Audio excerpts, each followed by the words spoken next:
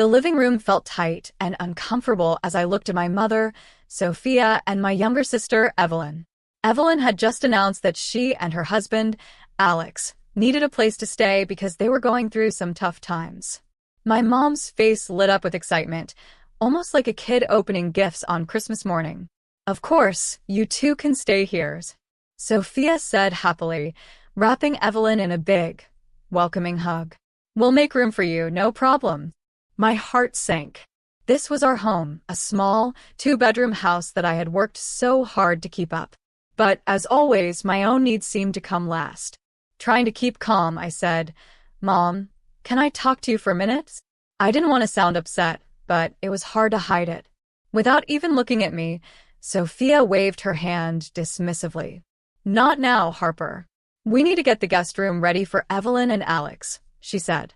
Evelyn shot me a smug smile, clearly enjoying how she was getting all the attention. My fists clenched as anger bubbled up inside me. "This isn't just your decision," I said, raising my voice slightly. "I live here too, and I don't agree with them moving in without discussing it first." Sophia's face hardened as she turned toward me. "Watch your tone, young lady," she warned. "Evelyn is family, and family comes first." "But what about me?" I asked, my voice cracking with hurt. "I've sacrificed so much to keep this household running, and you treat me like I'm just in the way." Sophia's eyes narrowed as she stepped closer, pointing her finger at me in an accusing way. "If you can't accept your sister's situation, then maybe you should find somewhere else to live." Her words hit me like a slap across the face. I saw Evelyn smirking behind her hand, clearly enjoying the drama she had stirred up. "Fine, Mom," I said, my voice shaking with both anger and pain. "Maybe I will." Without waiting for a response, I turned and stormed out of the living room, feeling hot tears welling up in my eyes. I had finally reached my breaking point. I went to my room, pacing back and forth as the tears streamed down my cheeks. How could my mom be so heartless? After everything I had done to keep our household going, she was pushing me aside to make room for Evelyn and her husband, who never seemed to hold down a job. A knock on the door interrupted my spiraling thoughts. It was Mom's voice on the other side, sounding irritated. "Harper, we need to talk about this." I threw open the door, glaring at her. "Talk about what?" "About how you're replacing me with your favorite daughter?" My mom's face grew stern. "Don't be so dramatic. Evelyn and Alex are going through a tough time, and they need our help." "Our help?" I scoffed, crossing my arms. "More like my help. I'm the one who's been paying half the bills around here, while Evelyn just drifts around, taking advantage of everyone." "Watch your mouth." Mom snapped, her tone sharp. "Evelyn is going through a difficult time. The least you could do is show some compassion." I let out a bitter laugh. "Compassion? That's rich coming from you. When was the last time you showed me any compassion?" Mom's eyes narrowed, and her face hardened. "You ungrateful brat. After everything I've done for you, everything you've done for me?" I shot back, my voice rising. "All you do is criticize me, put me down, and favor Evelyn no matter what she does. That's enough." Mom shouted, her face turning red with anger. "I won't have you talking to me like that in my own house." "Your house?" I retorted. "I've been the one holding this place together with my paychecks, while you bend over backward to please Evelyn." Mom's face twisted in anger. "If you can't show your sister some basic kindness, then maybe it's time you found your own place." Her words hit me so hard, it felt like all the air had been knocked out of my lungs. "You're kicking me out?" I asked, barely able to breathe. "If that's what it takes for you to learn some respect," Mom said coldly. In that moment, something inside me snapped. "Fine," I said, my voice trembling with barely contained rage. "I'll leave. But don't come crawling back to me when Evelyn and her deadbeat husband bleed you dry." Mom's eyes widened in surprise, but before she could respond, I slammed the door in her face.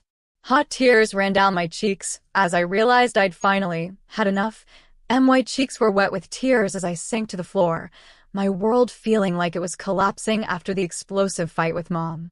I knew there was no turning back now.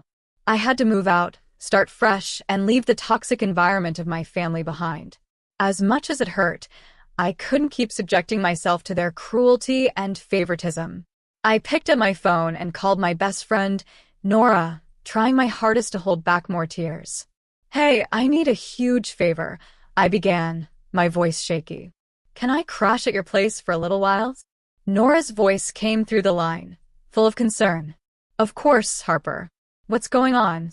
"It's a long story," I said, taking a deep, trembling breath.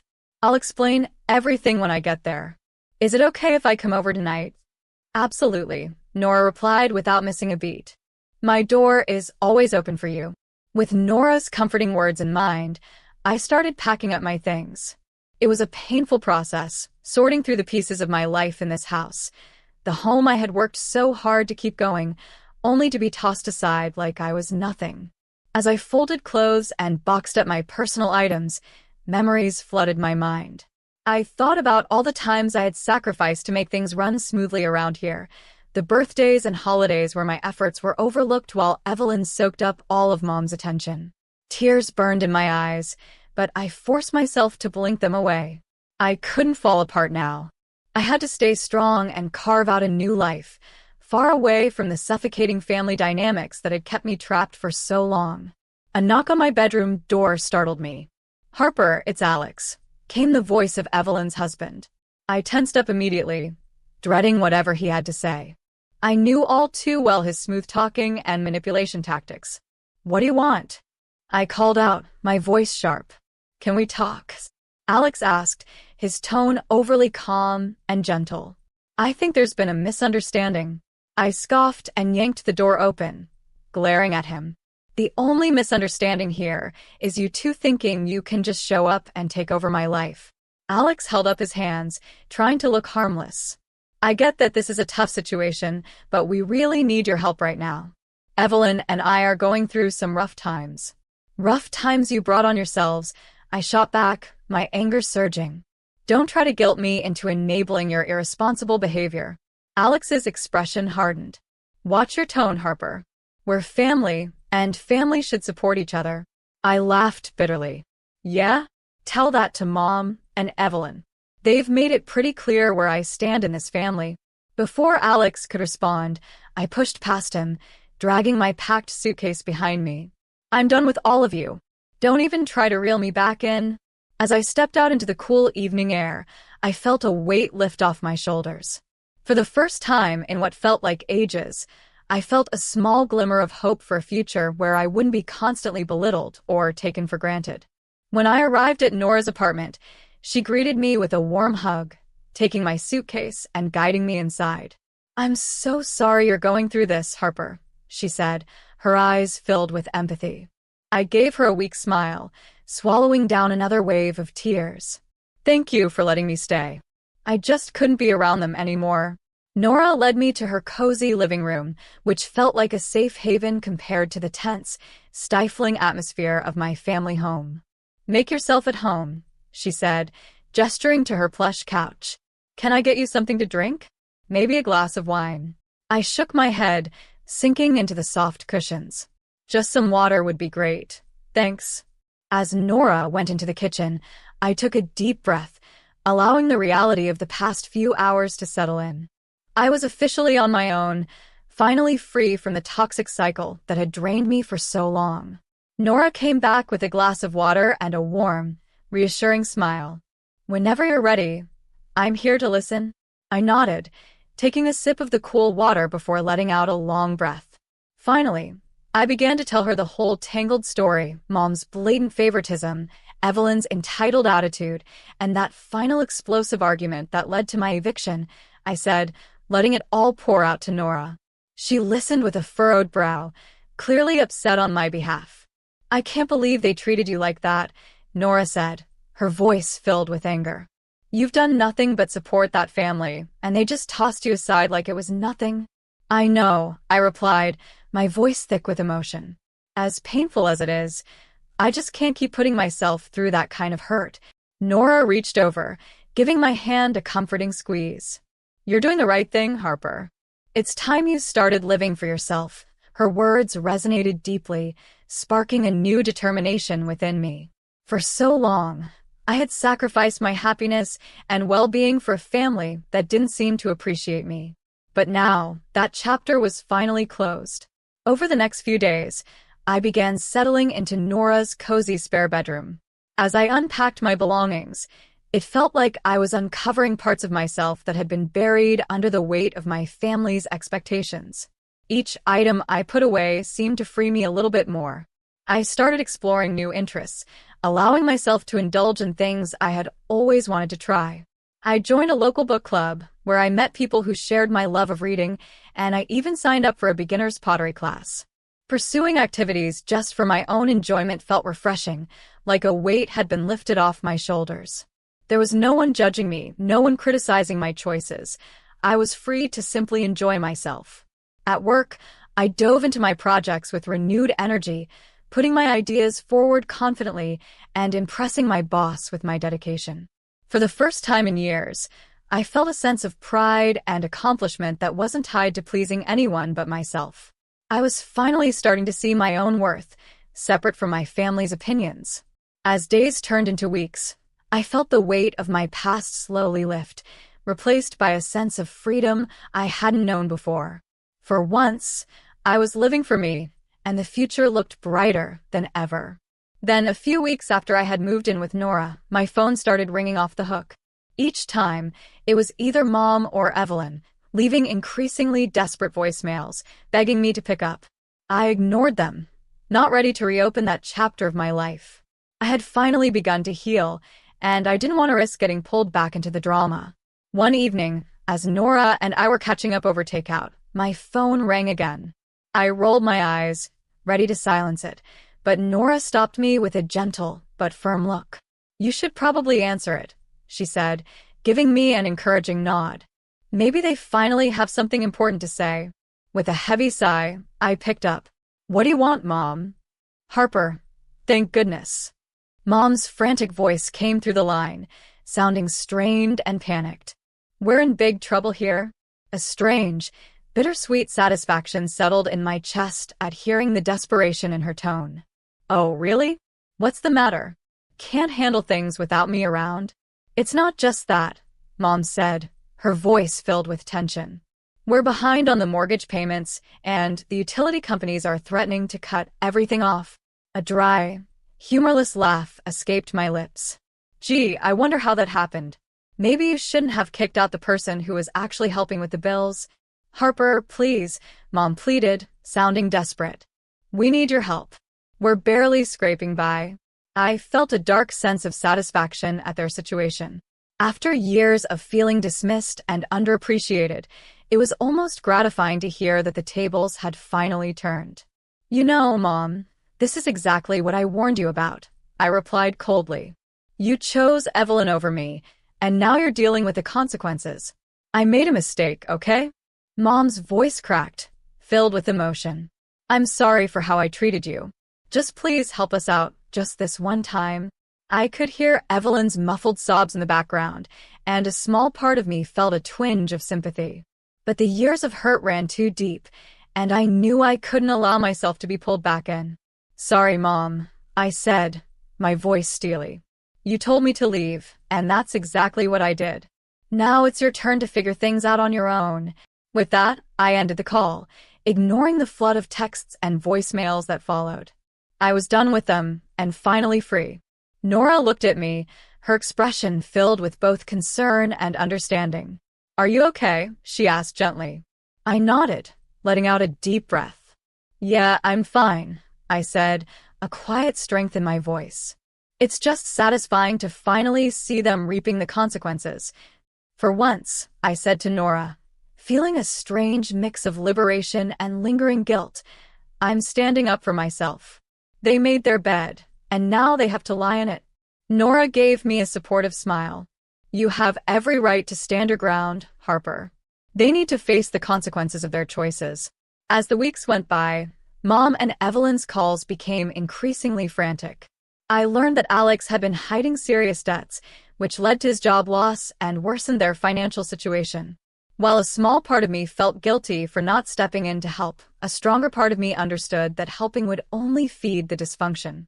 Sometimes, The only way to truly break free is to let the consequences play out, painful as that might be. Over the next few months, I heard about how things back at my old home were spiraling out of control. Nora, who kept up with neighborhood gossip, filled me in on the details. The utilities had been shut off, debt collectors were constantly harassing them, and the yard that I had always kept neat was now overgrown and unkempt. A twisted sense of satisfaction flickered within me. After years of being treated like I was invisible in my own home, watching them experience the fallout felt like poetic justice. One evening, Nora came home from work with a concerned expression. "I saw your mom at the grocery store today," she said hesitantly, watching my reaction. She looked rough. I raised an eyebrow, unsure if I wanted to hear more. "Oh? How so?" Nora sighed, shaking her head. Her clothes were disheveled. Her hair was a mess. She looked like she hadn't slept in days. For a moment, a flicker of guilt tugged at me, but I quickly pushed it down. "Well, maybe now she'll finally understand what it's like to struggle," I replied, trying to sound indifferent. Nora gave me a sympathetic look. "I know you're still hurting, Harper, but don't let their mistakes consume you. You've done so well moving forward. Don't let them drag you back." I nodded, taking her words to heart, though a small part of me couldn't help but savor their hardship. After years of neglect and mistreatment, it felt like the universe was finally setting things right. A few days later, my phone rang from an unfamiliar number. Against my better judgment, I picked up. "Hello," I answered cautiously. "Harper, it's Evelyn," a strained voice whispered on the other end. I could hear the exhaustion and fear in her tone. I felt a surge of bitterness rise within me. "What do you want, Evelyn?" I need your help," she choked out, her voice breaking. "Everything is falling apart, and I don't know what to do." I couldn't help but scoff. "Funny. That's exactly how I felt when you and Mom kicked me out like I didn't matter." I know," Evelyn sobbed, sounding desperate. "I was so wrong, Harper. Please, you have to help us. We're desperate." A twisted part of me relished in her anguish. This was the moment I had imagined countless times, the one where they would finally feel what I had felt. "Why should I help you, Evelyn?" I asked coldly. "You and Mom made it clear that I wasn't part of the family anymore." "Please, Harper," she begged, her voice trembling. "I'll do anything. I'm sorry for how we treated you. Just please, don't let us end up on the streets." I could hear the genuine desperation in her voice, and for a fleeting moment, I almost felt sympathy for her. Almost. "You know what, Evelyn?" I said, my voice cold and unyielding. "This is exactly what you deserve. Maybe now, you'll finally know what it feels like to be left out in the cold." With that, I ended the call, feeling a strange sense of satisfaction wash over me. They had brought this on themselves, and I wasn't about to be their savior. As the weeks turned into months, I heard more about how things were deteriorating at my former home. Nora would occasionally fill me in on the latest updates, unpaid bills piling up, debt collectors showing up regularly, and even rumors of Evelyn and Alex turning to shady activities just to make ends meet. A part of me felt a dark satisfaction in watching their lives unravel after years of being treated like a second-class citizen in my own family. It felt like poetic justice to see my family face the consequences of their actions. But another part of me couldn't ignore a small ache of sorrow. As much as they had hurt me, they were still my family, and watching them spiral downward tugged at my heart. One evening, as Nora and I were catching up over a glass of wine, she gently brought up the topic. "Harper, I know you're still hurting from everything that happened," she said softly. "But don't you think it might be time to let go of some of that anger?" I sighed, swirling the wine in my glass. "I don't know, Nora. They put me through so much for so long. Part of me feels like they deserve every bit of it." Nora reached across the table, giving my hand a comforting squeeze. "I get it, believe me, I do. But holding on to that bitterness is only going to end up poisoning you in the end." Her words struck a chord. As satisfying as it had been to see my family crumble, I realized that harboring all that resentment might only keep me chained to the past. Was I really any better if I let the anger fester? The next day, while I was preparing for an important presentation at work, My phone buzzed with an incoming call from Mom. I hesitated, taking a moment before finally answering. "Hellos," I said cautiously. "Harper," Mom's voice was barely a whisper, thick with emotion. I don't even know where to start. I steeled myself, preparing for excuses or another round of manipulation. But instead, Mom's voice softened further, punctuated by quiet sobs. "I'm so sorry, Harper," she said, her words trembling. "I was a terrible mother to you. You deserved so much better than what I gave you." I felt my resolve waver as she continued, genuinely taking responsibility for the pain she had caused me. "I know I can never undo what I did," she said, her voice full of remorse. "But please let me try. I'll do anything to earn your forgiveness." In that moment, something inside me shifted. As much as I had relished seeing them struggle, I suddenly understood that holding on to this bitterness was only hurting me. I took a deep breath, my voice softer than I intended. "Mom, I can't pretend like everything is okay between us. You really hurt me." "I know," she replied, her voice breaking. "And I'll spend the rest of my life making it up to you if you'll let me." Exhaling deeply, I felt a heavy weight lift as I began to let go of the resentment that had burdened me for so long. "Okay, Mom," I said finally. "Let's start over. One step at a time." It wouldn't be an easy road, but in that moment, I realized that true healing would come through forgiveness, not just for them, but for myself, too. After that emotional conversation, I felt hopeful about rebuilding our relationship, even if it would take time. Over the next few months, Mom made sincere efforts to make amends. She invited me over for weekly dinners, where she listened as I opened up about the years of pain and neglect I had endured. I could see genuine remorse in her eyes, and even though it was difficult, it felt healing to finally be heard. Evelyn and Alex, on the other hand, kept their distance. The last I heard, they had moved into a small apartment and were slowly getting back on their feet. A part of me still felt resentment toward them, but I knew that holding on to it would only hold me back. Meanwhile, I was thriving in my independence. At work, I took on a side project that allowed me to showcase my creativity and problem-solving skills. My boss was impressed with my dedication, and soon there were whispers of a promotion. In my personal life, I explored hobbies and interests I had neglected for far too long. I joined a local book club, where I enjoyed lively discussions and the chance to explore new literary worlds. I even started a pottery class, finding peace and mindfulness in the simple act of shaping clay. Nora remained my unwavering support, cheering me on every step of the way. "I'm so proud of you, Harper," she told me one evening as we shared a bottle of wine on her balcony. "You've come such a long way." I smiled, feeling a warm glow from her words. "I couldn't have done it without you," I said gratefully. "You were there for me when my own family wasn't." As the months passed, I felt myself truly letting go of the past. The anger and resentment that had once consumed me faded, replaced by a newfound sense of self-worth and confidence. One evening, as I was getting ready to go out with some coworkers, my phone buzzed with a text from Mom. "I just wanted to let you know how proud I am of you, Harper. You've grown into such a strong, independent woman, and I'm honored to be a part of your life again." Tears stung my eyes as I read her message, but this time they weren't tears of pain or bitterness. They were tears of gratitude and healing. I had finally broken free from the toxic cycle that had held me back for so long. No longer was I defined by the neglect and mistreatment of my past.